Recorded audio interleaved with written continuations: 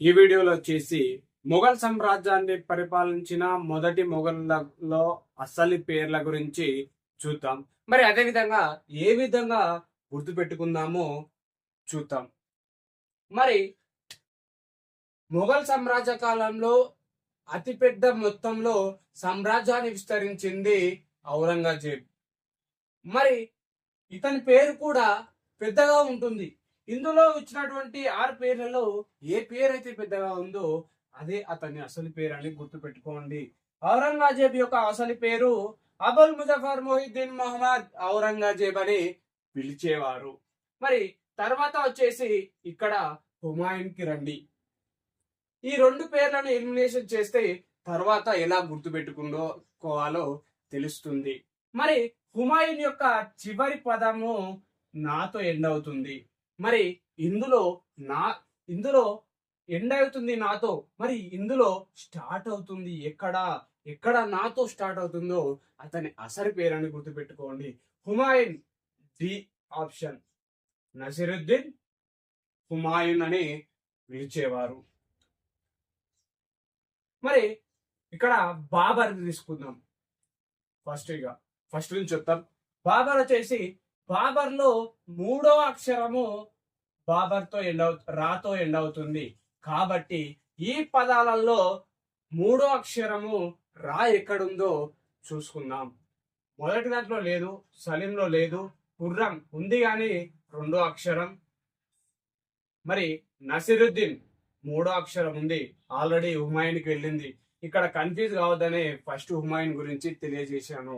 మరి ఇందులో ఆల్రెడీ ఔరంగజేబుకు పెద్ద పేరు పోయింది. మరి లాస్ట్ వచ్చేసి జహీరుద్దీన్, 3వ అక్షరం జహీరుద్దీన్.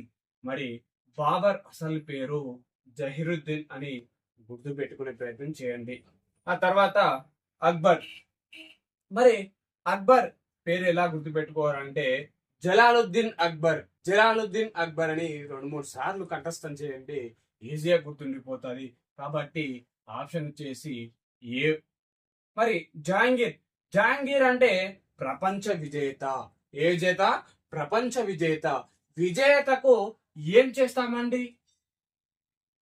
ఏదో ఒక విషయంలో గెలుస్తాడు, అతనికి ఏం చేస్తాము? సన్మానం చేస్తాము.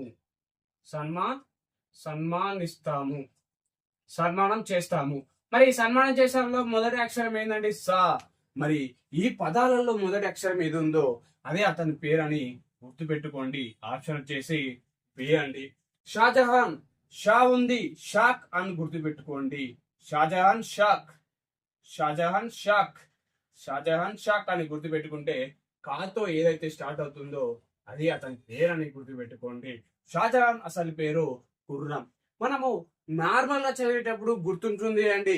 ఎగ్జామ్ లోకి పోయిన తర్వాత ఆప్షన్స్ ఇచ్చినప్పుడు సరైన జత కానిది గుర్తించండి అన్నప్పుడు మనం కన్ఫ్యూజ్ కావడానికి ఆస్కారం ఉంటుంది. కాబట్టి ఈ విధంగా తెలియజేయడం జరుగుతుంది.